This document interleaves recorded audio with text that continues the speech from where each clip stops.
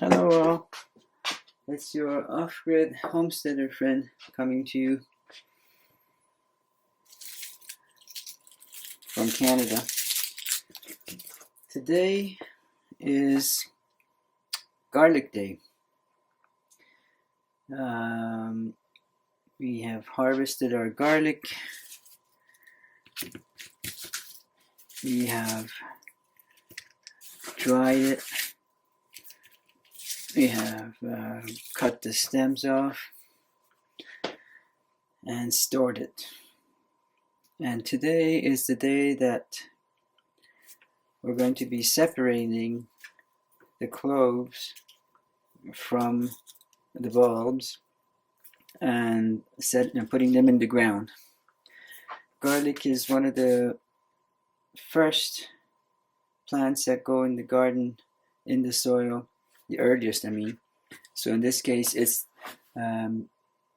third week of October. Can't remember, I don't know exact date, but some people go by root days. Those are the days that plants take root, and they say that's the best day to get a haircut, to plant your plants, to set poles in the ground to get a grip. Anyway, you can read up all about that on your own time, but this morning, I'm going to be separating these bulbs from the cloves from the bulbs and counting to see how many I'm going to be putting in the ground this afternoon before it gets a bit cooler and rainy. The forecast calls for sun showers today. And then they rest there with the snow that goes on top of them. Some people put mulch over them, some people put leaves over them, some people put straws over them. We've tried all of those, and it's probably, for our particular homestead, it's best, we found, not to put anything over top of them. So they go down in the ground, a few inches, and they rest there all the way till sometime in August next year when we go to harvest them. So let's start separating them. When you separate them, you want to make sure that you don't take too much skin off of them, because if you do, then they won't last as long in the ground. So I'm keeping the stems, the spent ones that we can't do anything about. These are not bad as fire starters. So they're not everything, part of that zero waste that I always talk about. Don't waste them. And at the same time, if there was anything that was living in them, any moth,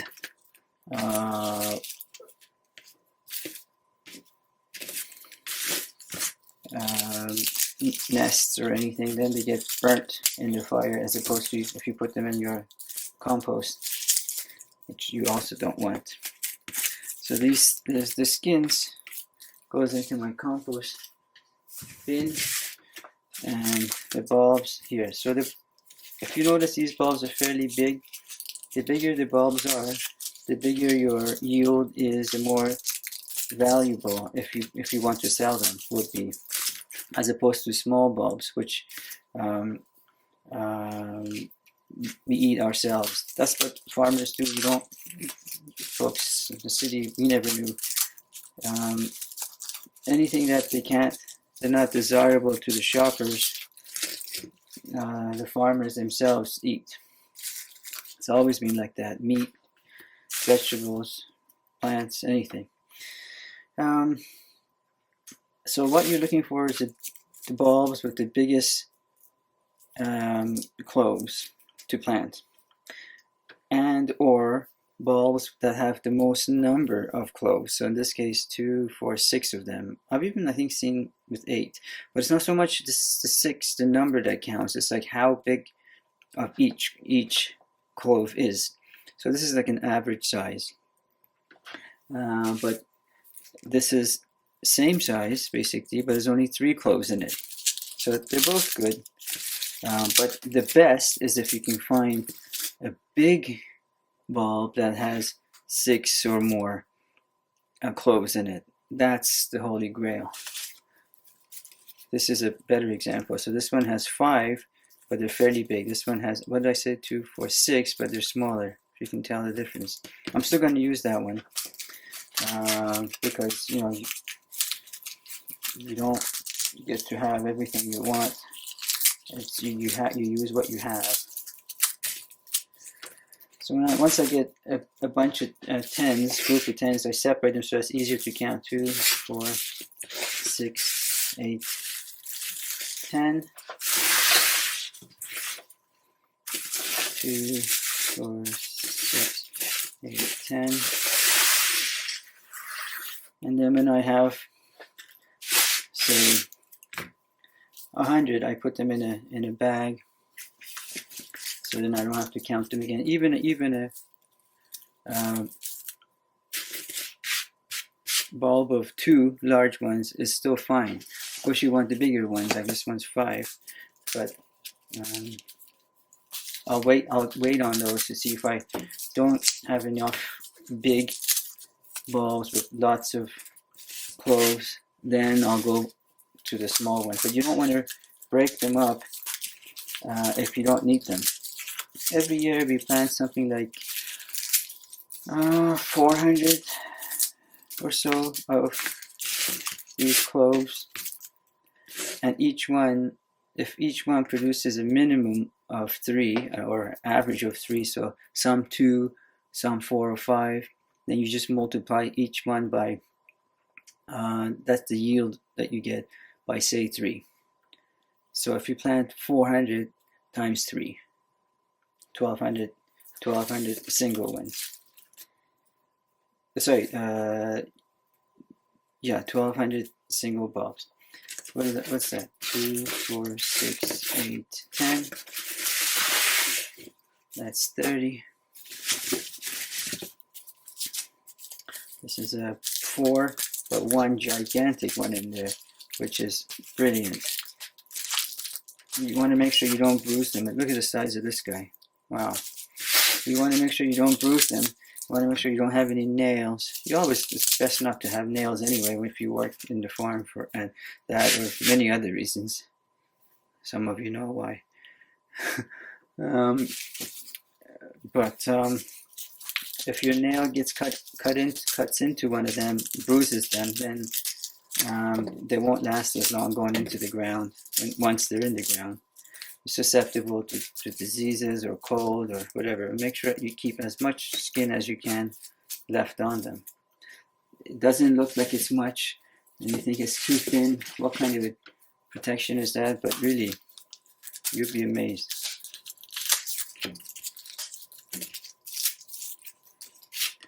Ten yet? 2, 4, 6, 8, 10. Now we have 40.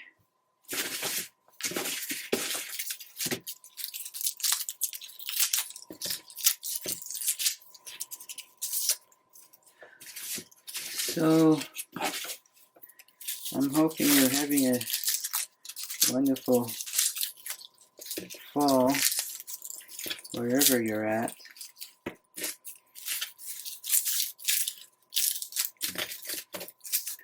And enjoying this fall temperatures, cooler, less bugs. Incidentally, there are bugs pretty much everywhere on Earth. If you're in a tropical setting, Australia, Canada, in the forest, in particular in the forest, Alaska. Whew. Don't even talk about Alaska and up north. So many. Unless you live right on the water, let's say like Costa Rica, right on the beach, where there's a lot of wind, you're gonna have bugs. So if you don't have bugs, you probably have some other issues. There's always something. No place is perfect to live. What's that? 2, 4, 6, 8, 10. Now, some of these have smaller ones. I'm going to put that aside for now. All the ones that are smaller, because I'd rather not plant that if I don't have to. 2, 4, 6, 8, 9, 10. I thought I saw another small one and I was doing, see, that's, could go either way. I don't see it, but alright. That's 10, 20, 30, 40, 50.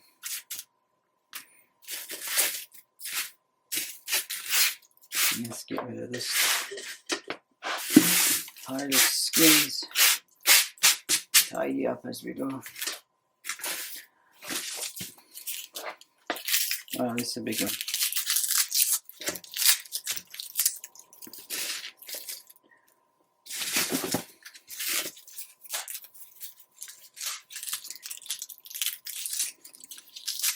Nope. It's huge. But there's only 2 of them. What I mean is, there's this little, in all likelihood, each one of them would give it another 2. And we hope that they would produce more, but this is what the farmers used to do 100, 200 years ago. Keep the biggest one, plant the biggest ones, the hardiest ones, the tallest ones, the more resistant to drought or even floods. So that's how they would select the most resistant, best yielding before the genetically modified stuff. We're still old-fashioned. 2, 4. Oh. Let's leave that inside. This one on this side for now. 2, 4, 6, 8, 10. Keep these here for now. What have we got? 2, 20, 40, 60. All right.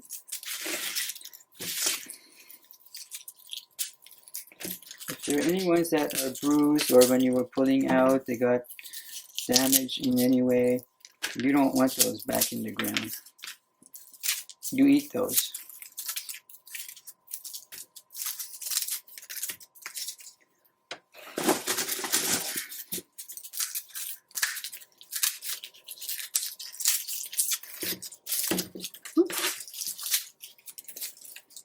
All of that gets burnt. 2, 4, 6, 8, 10.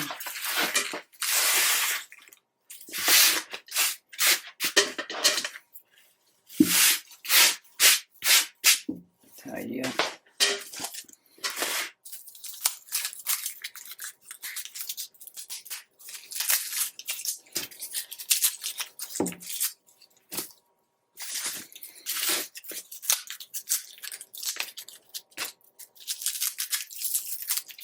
Halloween is just around the corner, and they're talking about, I mean, oftentimes they get this wrong, but they're talking about 18 degrees on that day, which is insane. My entire life of being in Canada for 40 years, I've never seen an 18-degree snow. I've seen, but on Halloween night, but never 18 plus. 18, that is 18 Celsius. 2, 4, 6, 8, 10. We'll see.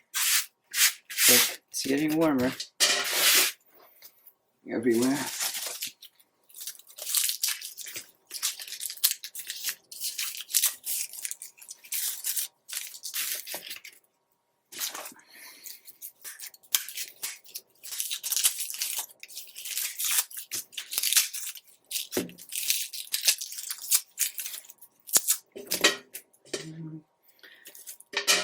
Three, 6, 8.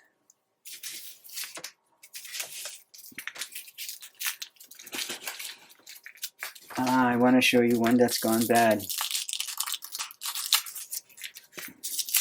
Good example. So look, well, I don't know if you can tell. It's a bit. Okay, let me open it up a bit. You see that? You don't want to plant that. Just by giving it a little squeeze, I figured that out. That's to be eaten. You just cut out the parts you don't want, the rest you eat. Nothing wrong with it, you just can't plant it.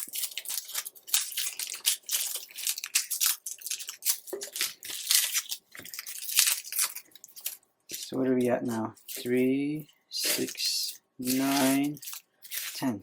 Are we 100 yet? 10, 20, 30, 40, 50, 60, 70, 80, 90. 10 more, and that goes in a box. Or in a bag to be carried outside so that we can plant them and know how many we're planting. We don't have to count again individually. We will know that each bag is 100. 4 bags is 400.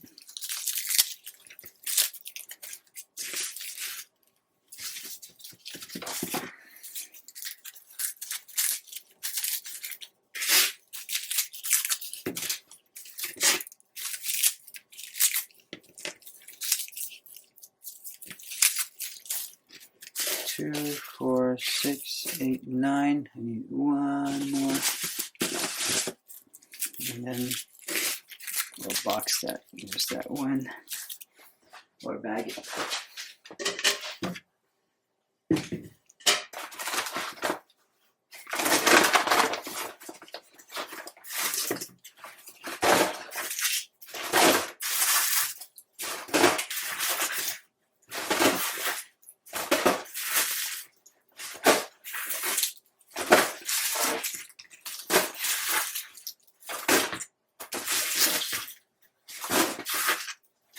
Oh, speaking of, if you don't have access to organic potatoes, we don't grow our own.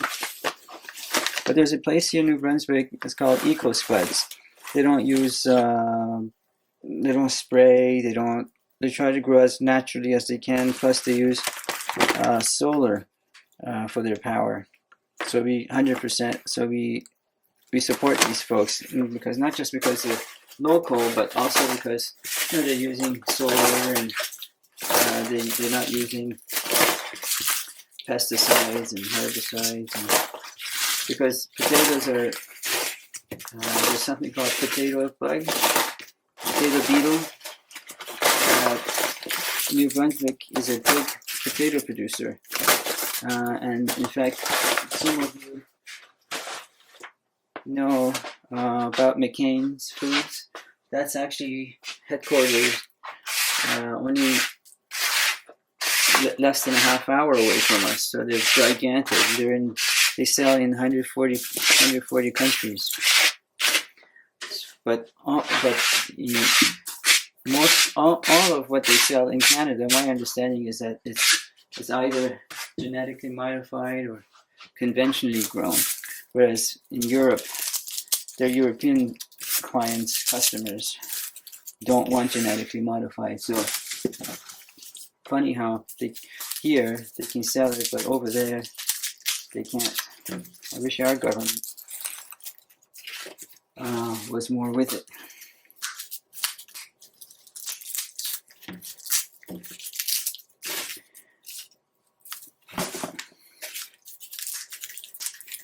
So as to not, I mean, some of you might be enjoying seeing me do this. I don't know, I hope you are. But I won't tape this much longer because I'm basically doing the same thing over and over again. So I will stop the camera. 2, 4, 6, 8, 10. I will stop the camera now, and we'll start recording in the afternoon outside when we go to Auntie's in the raised beds.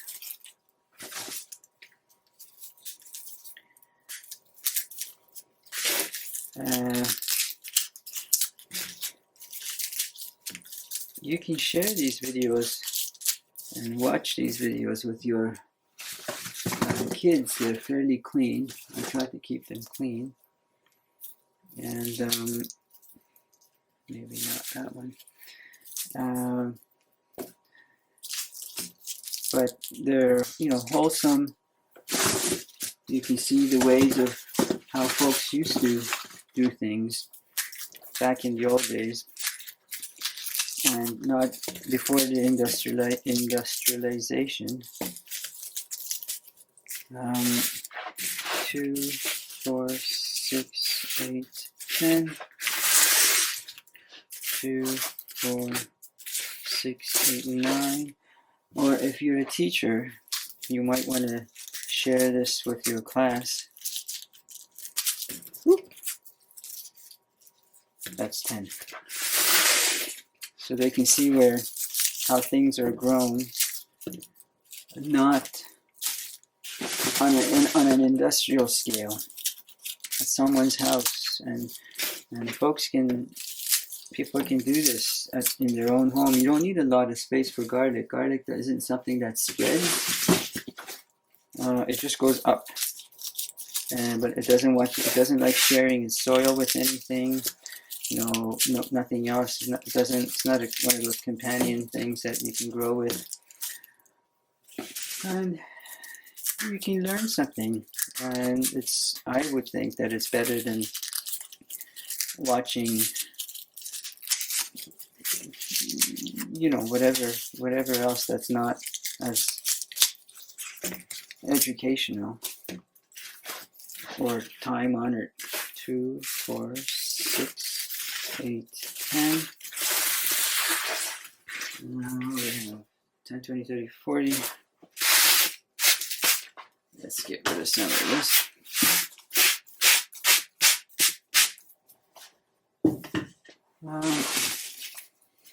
That's fine, but just once this I've reached the 200 mark, I'll stop recording, and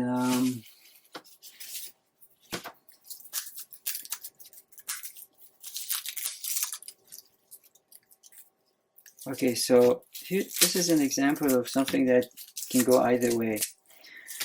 It's missing part of its skin. I'm going to set this aside because I don't want to take a chance. Because that little bit that's exposed, that could be enough that it could not make it. So why take a chance? I have so many other cloves here. No reason. 2, 4, 6, 8, 10. 10, 20, 30, 40, 50. We're halfway there. Oops. I did it again. Not on purpose. But this is a waste. This is something that you really want to plant, not eat. Because it's so good for yielding. But such is life. So we have to learn to accept it. Oh, another one of those bad ones that I showed you earlier that's gone soft or hollow. Let's open it up. You see that? That's gonna be eaten. I mean, excuse me, not the bad part. I mean, you cut the bad part out and you eat the good part. It's not all bad.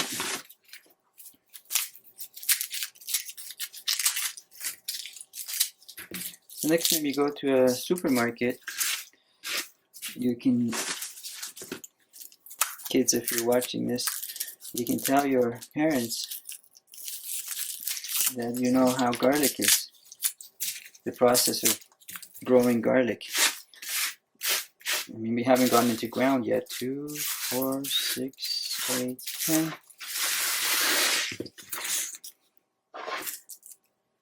Last year when garlic was in the ground and you were weeding around it and watering or whatever, I didn't have a camera to shoot that stuff for you. I do this year. I will do that for you this year, but let's think of it this way. This year you're getting to see it from ground up, as in from the first step, which is getting the cloves ready to go in the ground, and then I'll keep updating it as time goes by. So what I mean is probably June, when we can go out and show you how the little green shoots that are coming up from the cloves that we planted together. You watched me plant, and then baby shoots and how they're doing throughout the year 2, 4, 6, 8, 10. These videos that I'm shooting for you showcase what it's like to live a simple life, off the grid, and trying to be as self-sufficient as we can, with little waste, near, as I call it, near zero waste. These are just a bit too small. I'm putting them aside for now because I will probably have bigger ones. Near zero waste that really anyone can do. Recently, I have a nephew that is 9 or 10. Shout out to Nikon in California. 2, 4, 6, 8, 10. In Irvine. And recently, he told his parents that the laundry soap that they were using had color in it. And he wanted his parents to not buy that kind of laundry soap anymore. Oop, here's another bad one. You see, I mean parts of it. You can see there's quite a bit of it that's edible. Don't waste it. Yeah, so he was asking his parents not to buy that laundry detergent anymore because it has color in it. And so my brother told me that, yeah, that's what he said. And I told my brother to tell my nephew that I was proud of him to be conscious like that. Of course, more people are in California. My understanding is, anyway. I may be wrong. 2, 4, 6, 8, 9 about such things. We're nowhere in California. We're on the other end of the coast. 2, 4, 6, 8, 10. Okay, so that's, let me see if that's 100. 10, 20, 30, 40, 50, 60, 70, 80, 90. No, not 100. 10 more and we can bag that.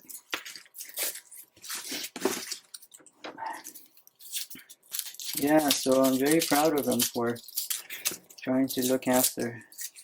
Of course, as you all know by now, they're the next generation. They're going to be inheriting all of really the mess that we're leaving behind for them.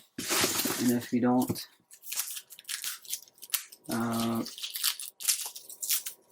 try to stop our bad practices, once we're gone, they're left with it. That's not nice. 2, 4, 6, 8, 10. Ooh, here's another bad one. You see, I didn't even know. Not only the skin's gone, good thing the skin's gone, I could see. So that's 100. Let's bag it. Bag it, and I will say goodbye. Oh, this is what I was saying before. If you're watching this with your class, in your class, or with your friends, or with your kids, grandkids, whatever, remember that there are no commercials or ads here. I'm not making money from posting these videos for you. Just sharing my experiences, chores, what it means to live out here, simply. Okay. Goodbye for now.